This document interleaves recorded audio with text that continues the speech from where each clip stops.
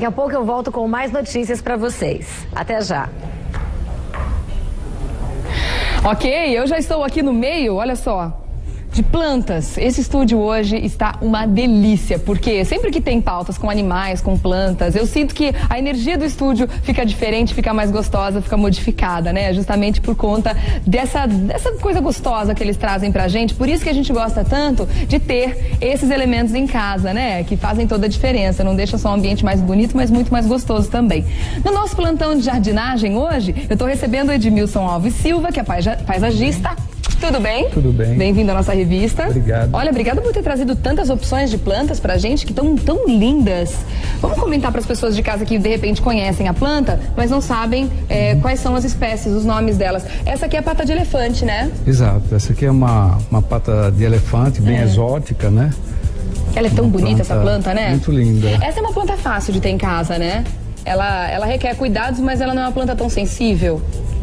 Ela requer cuidados, mas torna-se uma planta sensível também. Ela é sensível? É sensível. Em que sentido?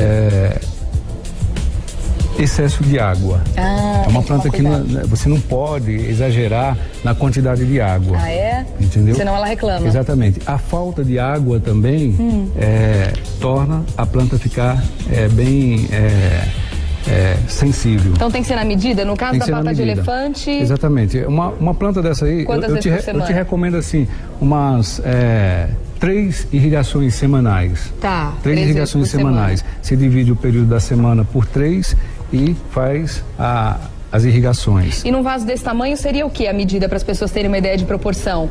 Um copo d'água daquele americano ou uma jarrinha? Quantos ml mais seria interessante você, cada operação de irrigação, você utilizar 1 litro de água. 1 litro? 1 litro de água. Tá. Verificar até o ponto que a água chega no prato. Tá? Quando sair um pouquinho de água, exatamente, aí você para. Tá. Isso aí é importante ver. E cada rega é bom ficar atento também para verificar se não existe também excesso de umidade, né? Para você não estar regando a planta em condições excessivas. Tá. Porque senão dá problema. Vamos falar um pouco dessa também que eu acho lindinha. Essa é aquela lança, né? A espada, como é que ela chama mesmo? Essa aqui é lança de São Jorge. Lança de São Jorge. É uma planta bem utilizada. É linda. Hoje. Você tem a opção de usar ela em qualquer tipo de vaso, até vasos de vidro também. Tá. Entendeu? E é uma planta... é da família das suculentas ou não? Exatamente, isso. Ela é grossinha, né? Agora, essas aqui que estão aqui embaixo são plantinhas mais rasteiras, né? Exato. E elas são tão bonitinhas, a gente consegue... Esse formato dela, a gente tem que fazer, né? A gente precisa cortar para ela ficar uma bolinha. Exatamente. Que planta é essa? É buchinho. Buchinho? É uma planta bem conhecida. E ela é topeada para ficar dessa forma. Super lindinha. E essa do meio, qual que é? Essa bem delicada é a Eugênia. É uma outra variedade de planta parecida com um buchinho, a folhagem é diferente. A folhinha dela parece um alecrim, né? Exato. Super bonitinha. Agora essa é a ráfia? Essa é a palmeira ráfia. Palmeira ráfia, super bonita. É uma planta que vai bem também na parte interna de ambientes fechados. Mas ela precisa de uma luz indireta ou não? Essa planta ela suporta bem meia sombra, sombra integral. Vai bem também no sol, embora ela dá uma amarelada um pouco, né? Tá. Mas ela é ótima para meia sombra e sombra. Tá. E aqui atrás da gente, olha, tem mais 3 espécies diferentes. Falando em palmeira, essa aqui é uma palmeira também? É uma espécie de palmeira também, a palmeira fênix. Uma planta bonita, né? Uma folha muito bem bonita. fininha. Exato. Também é boa para ambiente interno? Boa para ambientes de meia sombra e pleno sol. Você não pode usar essa planta aqui num ambiente totalmente ensolarado, né? Tá. Porque, você, no caso de uma varanda, se você for usar numa varanda, você tem que utilizar meia sombra a um ambiente totalmente ensolarado, desculpa. Ela não pode ir totalmente na sombra. Ah, tá. Porque E ela não vai gostar. Exatamente. Tá bom. E essa aqui qual é? Essa é a Pleumele, né? É uma espécie de variegata. Existe a Pleumele verde também. Essa daí é a variegata. Tá. Bem bonita. E essa última aqui? Bom, essa daqui é uma chiflera, uma braçaia. Tá bonito, né, o que fizeram com o tronco dela. Ela foi crescendo assim? É torcida essa planta. Ela foi torcida. Fica pra cá um pouquinho pro pessoal conseguir ver aí. Então assim foi a forma como foram trançando o tronco dela. Isso mesmo. Super bonita, né? Legal. Bom, tem perguntas já chegando aqui das pessoas que estão em casa, várias dúvidas, por isso hoje o plantão é ao longo do programa até o meio-dia. O Edmilson vai ficar com a gente, tá? A pergunta agora é da Norma Sueli. Tem como plantar árvores frutíferas em vasos? Tem. Tem? Quais são os tipos que são possíveis? É possível usar as plantas frutíferas, só que você tem que ficar atento ao tamanho o porte do vaso, tá? É muito importante, quando você for escolher uma planta frutífera, você tem que ficar atento no tamanho do vaso, porque você vai dar uma condição de sobrevivência a uma frutífera maior. A planta vai ter mais uma longa vida, entendeu? Então, se a gente percebe que a raiz já se expandiu, que a planta não está crescendo mais, eu preciso transferir para um vaso maior.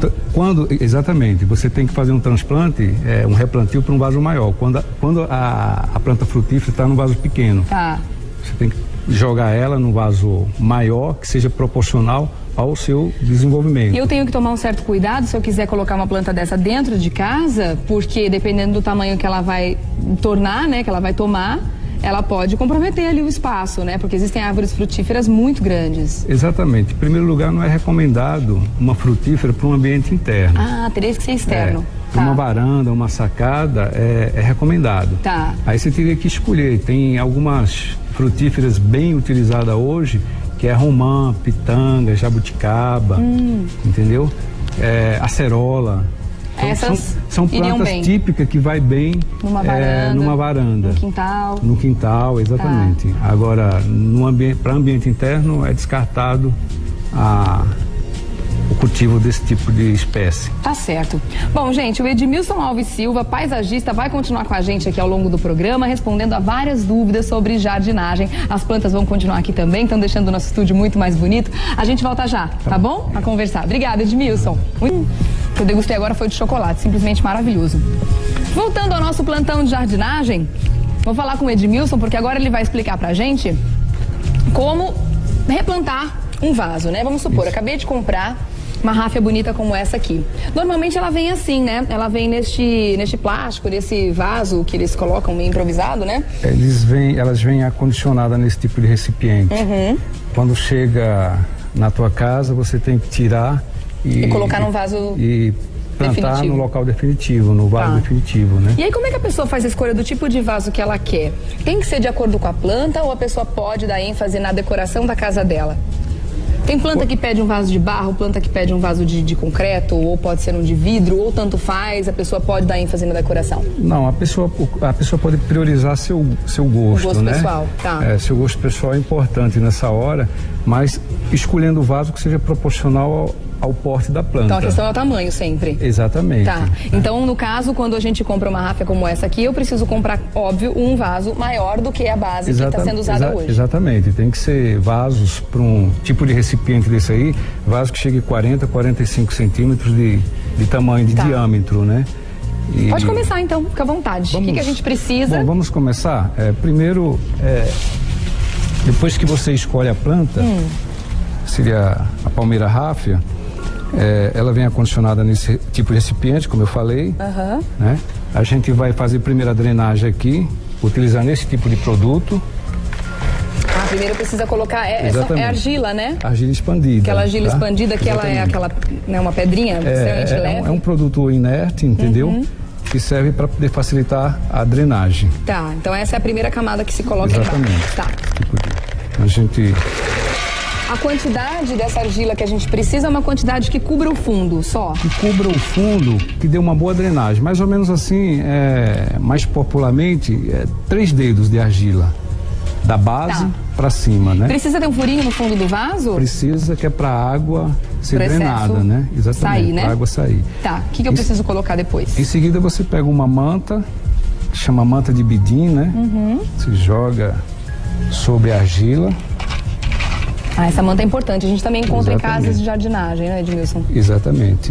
Tem o tamanho que você quer. Essa manta é importante para quê? Para que a terra não saia junto na hora da drenagem? Para que a terra não saia, né? Não adentre sobre a argila e provoca um entupimento. Acaba com a função dela, Exatamente. Né? Que seria drenar, a terra entra e cobre tudo, né? Exatamente. Tá certo. Então você impede o lixiviamento da terra, para a terra não ir embora. Próximo passo. O próximo passo, pegar o vaso, esse recipiente aqui, você vai tirar a planta do recipiente. Tá. Algumas pessoas plantam do jeito que está aqui. Não é recomendado. Não né? é bom colocar com plástico. Não é bom.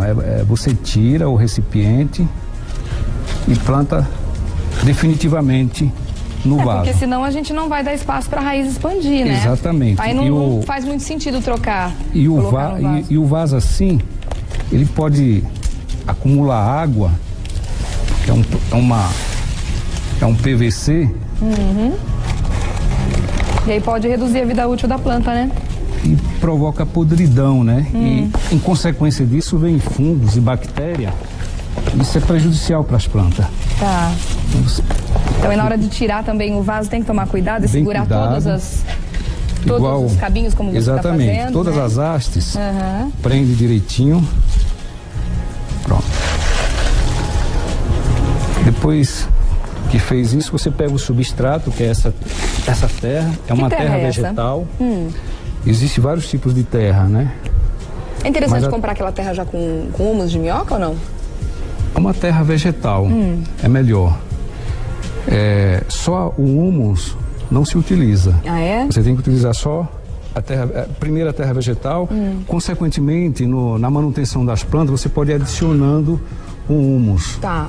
Conforme o desenvolvimento da planta. Tá certo.